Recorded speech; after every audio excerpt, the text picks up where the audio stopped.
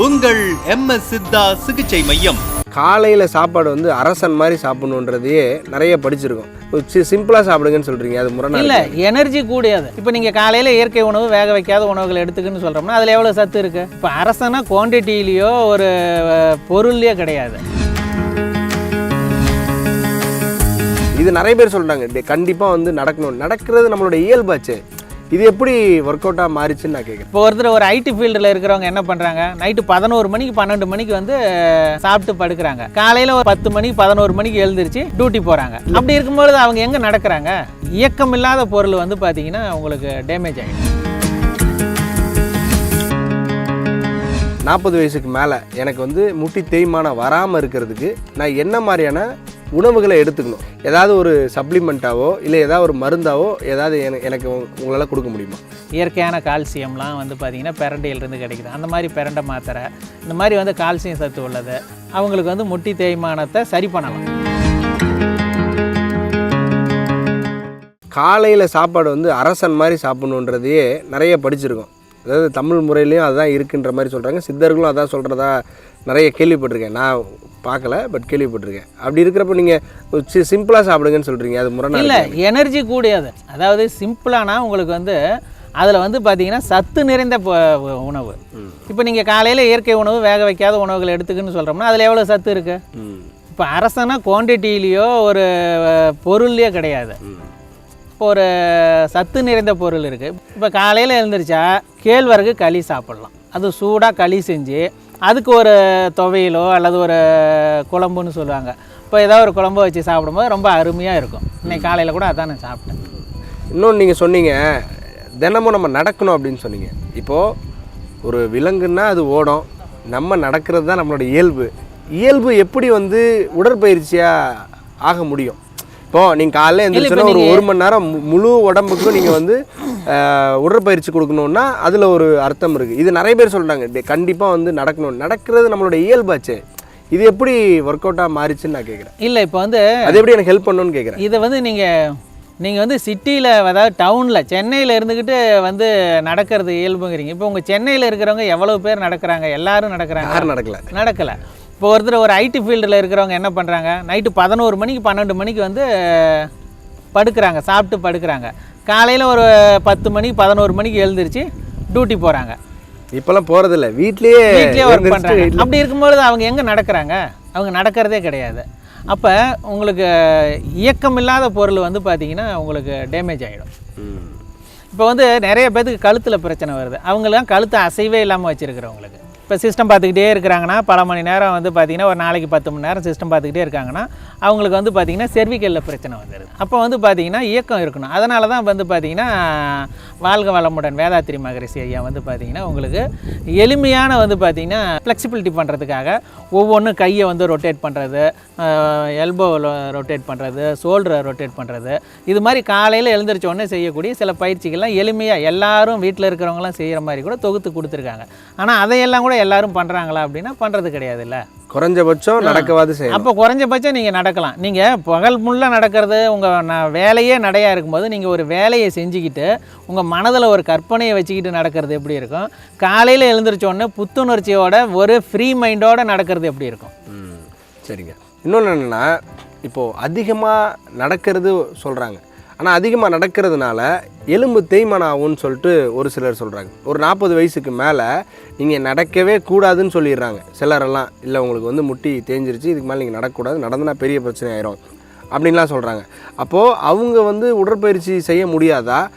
இல்லை, நடக்கிறதுங்கிறது பெரிய பிரச்சனையாக மாறுமா? அலையிறது, ஓடுறது அப்படிங்கிறது இருக்குல்ல, அது வந்து ஒரு பிரச்சனையாக மாறுமா? இல்லை, இப்போ நீங்கள் கேட்குற கேள்வியே நல்லா பார்த்தீங்கன்னா அதுக்குள்ளேயே பதில் இருக்குது. எப்படின்னா 40 வயசுக்கு மேலே அவங்களுக்கு முட்டி தேஞ்சு போச்சு, நடக்கலை அப்படின்னா அதுக்கு முன்னாடி அவங்க நல்லா நடக்காததுனால, எக்ஸசைஸ்லாம் பண்ணாததுனால, அதனால தான் தேஞ்சு போச்சு. இப்போ முட்டி தேஞ்சவங்களாம் யாருன்னு பார்த்தீங்கன்னா, ஒன்று ரொம்ப கடுமையாக வேலை செஞ்சு 80 வயசு 90 வயசில் முட்டி தேஞ்சவங்க இருக்காங்க.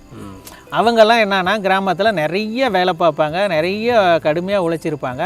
கடைசி காலத்தில் எலும்புக்கு தேவையான அந்த மஜ்ஜைக்கு தேவையான சத்து குறைபாடுனால அவங்களுக்கு முட்டி தேயும்.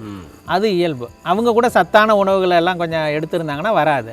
ஆனால் இன்றைக்கி முட்டி தேஞ்சு போச்சுன்னு சொல்கிறவங்கெல்லாம் 40 to 50 வயசு உள்ளவங்க சிட்டியில் இருக்கிறவங்க நிறைய பேர் இது மாதிரி சொல்கிறாங்கன்னா அவங்க வந்து அதுக்கு முன்னாடி தன்னுடைய காலை சரியாக பயன்படுத்தலை. அதுதான் காரணம். ஆமாம். இப்போ ஒரு 2 வீலர் வாங்குகிறோம், அதை டெய்லி ஓட்டுறோம், அதுக்கு நம்ம வந்து ஆயில் போடுறோமா இல்லையா, கிரீஸ் போடுறோம், ஆயில் போடுறோம், எல்லாமே பண்ணுறோம். அது மாதிரி தான் நம்ம உடம்புலையும் இருக்கக்கூடிய ஜாயிண்டெல்லாம் அப்படின்னு அவங்க நினச்சி அதுக்கு தகுந்த மாதிரி உணவுகளை எடுக்கலாம், அதுக்கு வந்து ஆயில் பாத் எடுக்கலாம். டோட்டலாகவே அதனால தான் நம்ம முன்னோர்கள் என்ன பண்ணாங்கன்னா எண்ணெய் குளியல்னு வச்சாங்க.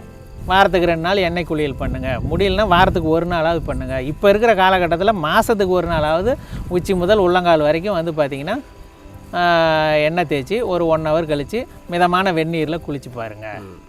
ஓகே, நீங்கள் எண்ணெய்க்கு அப்புறம் வருவோம். இந்த முட்டிலேயே இன்னொரு கேள்வி இருக்குது. என்னென்னா, இப்போது நான் வந்து தினமும் வேலை செய்கிறதுக்கு நான் ரெடியாக இருக்கேன். அப்போது 40 வயசுக்கு மேலே எனக்கு வந்து முட்டி தேய்மானம் வராமல் இருக்கிறதுக்கு நான் என்ன மாதிரியான உணவுகளை எடுத்துக்கணும்? லைக் நீங்கள் சொன்னீங்களே, கரெக்டான சத்து குறைபாடு இல்லாத உணவுகளை எடுத்துக்கணும் அப்படிங்கிறத சொன்னீங்க. என்ன மாதிரியான உணவு நேச்சுரலாக எடுத்துக்க முடியும் நம்மளால் டெய்லி பயன்படுத்துகிற பொருள்? உங்ககிட்ட ஏதாவது மருந்தா? இப்போ என்னால் வந்து இதெல்லாம் சேர்த்துக்க முடியாது, எனக்கு வந்து நான் பேச்சுலராக இருக்கேன், அதனால் என்னை சேர்த்துக்க முடியாது, ஏதாவது ஒரு சப்ளிமெண்ட்டாவோ இல்லை ஏதாவது ஒரு மருந்தாவோ ஏதாவது எனக்கு உங்களால் கொடுக்க முடியுமா? இப்போ வந்து பார்த்திங்கன்னா நம்ம முட்டி தேஞ்சிருச்சுன்னா முட்டி தேயாது. அப்போ வந்து பார்த்திங்கன்னா இப்போ முழங்கால் முட்டி தேஞ்சிருச்சுன்னு நிறையா சொல்கிறாங்கன்னா தொட எலும்பும் கீழே கால் எலும்பும் சேர்கிற இடத்துல வந்து பார்த்திங்கன்னா லிகமெண்ட். ஆமாம், அந்த லிகமெண்ட்னு சொல்லக்கூடிய அந்த ஜவ்வு பகுதி அதுதான் வந்து உங்களுக்கு பார்த்திங்கன்னா பலகீனமாகும். அது மட்டும்தான், மற்றபடியே ஒன்றும் கிடையாது. அப்படி அது பலகீனமாகும் பொழுது 2 முட்டும் வந்து பார்த்திங்கன்னா மோத ஆரம்பிக்கும். அப்போ தான் அவங்களுக்கு வலி வருது. அதுதான் வலி, உராய்வு ஏற்படாதனால தான் வலி வருது. அப்போ அதுக்கு வந்து பார்த்திங்கன்னா அவங்க வந்து அப்படி அது ஆயிடுச்சுன்னா அதுக்கப்புறம் நிறையா மெடிசன்ஸ் இருக்குது. நல்லா வந்து பார்த்திங்கன்னா இயற்கையான கால்சியம்லாம் வந்து பார்த்திங்கன்னா பிரண்டையிலிருந்து கிடைக்குது. அந்த மாதிரி பிரண்டை மாத்திரை, இந்த மாதிரி வந்து கால்சியம் சத்து உள்ளது, இதெல்லாம் கொடுக்கும்போது அவங்களுக்கு வந்து முட்டி தேய்மானத்தை சரி பண்ணலாம். கண்டிப்பாக ஷுவராக கட்டாயமாக சரி பண்ணலாம். ஆனால் காலே வந்து பார்த்திங்கன்னா சிலருக்கு வந்து காலே வந்து இப்படி வளைஞ்சிரும். அதெல்லாம் வந்து எக்ஸ்ட்ரீம்னு சொல்லக்கூடிய லாஸ்ட் ஸ்டேஜ். அந்த மாதிரி கால் வளைஞ்சவங்களுக்கு தான் மாதிரி அவங்க ஆமாம் லேட் ஆகும். மற்றபடியே வந்து நார்மலாக இருக்கிறாங்க, நல்லா தான் நடக்கிறாங்க, அவங்களுக்கு ஜவ்வு தேஞ்சு போச்சு அப்படின்னா கட்டாயமாக அவங்களுக்கு வந்து நல்லா அந்த முட்டி வலியிலேருந்து அவங்கள ரிலீவ் பண்ணிவிட்டு அவங்கள நல்லாவே பண்ணலாம். அப்படி பண்ணுவதற்கெல்லாம் நம்ம சித்த மருத்துவத்தில் நிறைய மருந்துகள் இருக்குது. மேலே போடுறதுக்கு தைலம் இருக்குது, உள்ளுக்கு கொடுக்கக்கூடிய மருந்துகள் இருக்குது. இன்னொன்று, உடம்புல வர மொத்த நோய்களுக்கும் ஒரு உறுப்புகளை நீங்கள் பாதுகாப்பாக பார்த்துக்கிட்டிங்கன்னா எந்த நோயும் வராது. அது என்னென்னா நம்மளுடைய கல்லீரல்னு சொல்லக்கூடிய லிவர் தான். ஏன்னா எல்லா உறுப்புகளுக்கும் நீங்கள் எடுக்கிற உணவுகளில் இருந்து அது ஒரு ஃபேக்ட்ரி மாதிரி எந்தெந்த உறுப்புகளுக்கு என்ன சத்து தேவையோ அதை பூரா வந்து கம்ப்ளீட்டாக பிரித்து கொடுக்குது. அப்போ உங்களுக்கு லிவரை கரெக்ட் பண்ணாவே நிறைய பேத்துக்கு வந்து பார்த்திங்கன்னா முட்டி வலி குறைஞ்சிரும். இந்த மாதிரி மேலே தைலம் போடுறது இருக்குது, அது என் வலியை கொஞ்ச நேரம் கம்ஃபர்ட் பண்ணி கொடுக்குமா இல்லை நிரந்தரமாக எனக்கு சொல்யூஷன் கொடுக்கும்? ஒரு பெரிய காய திருமேனி தைலம்லாம் இருக்குது, அதெல்லாம் வந்து பார்த்திங்கன்னா 108 மூலிகை சேர்த்து பண்ணக்கூடியது. அந்த மாதிரி தைலங்கள் எல்லாம் நல்ல தைலமாக போட்டு பார்த்திங்கன்னா மேலே தடவைனா 10 நிமிஷம் 15 நிமிஷத்தில் கட்டாயமாக வலி குறையும். லிவரை வந்து பார்த்துக்கிட்டா எல்லாமே சரியாயிரும். நீங்கள் லிவரை எப்படி பார்த்துக்கிறது? உடல் உறுப்புகள்லேயே வெட்ட திரும்ப வளர்ந்துக்கிட்டு வந்து அது பொசிஷனில் நிற்கிறது லிவர் மட்டும்தான். அந்த இடத்துல வந்து அது நின்றுக்கும். அப்போ தொடர்ச்சியாக வந்து ஆல்கஹால் அருந்துவது, தொடர்ச்சியாக வந்து புளி அதிகமாக எடுப்பது. இப்போ வந்து புளி வந்து நம்ம உணவில் வந்து அதிகம் சேர்க்கப்படாது. ஆனால் எல்லாருமே புளி நல்லது, டெய்லியும் ஒரு பல் 2 பல் எடுத்துக்கணும் அப்படின்னு இல்லை, புளிப்பு சுவை நமக்கு தேவை. ஓகே, அவ்வளோதான். குறிப்பாக சர்க்கரை வியாதி வந்தவர்கள் புளியை தவிர்த்தாங்கன்னா கட்டாயமாக அவங்களுக்கு வந்து பார்த்திங்கன்னா நல்ல மாற்றம் தெரியும்.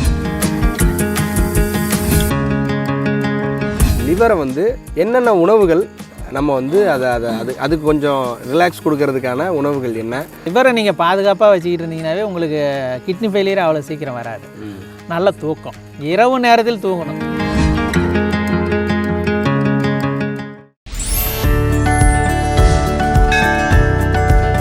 நம்ம சேலம் மாவட்டம் ஆத்தூரில் உங்கள் MS சித்தா சிகிச்சை மையம்.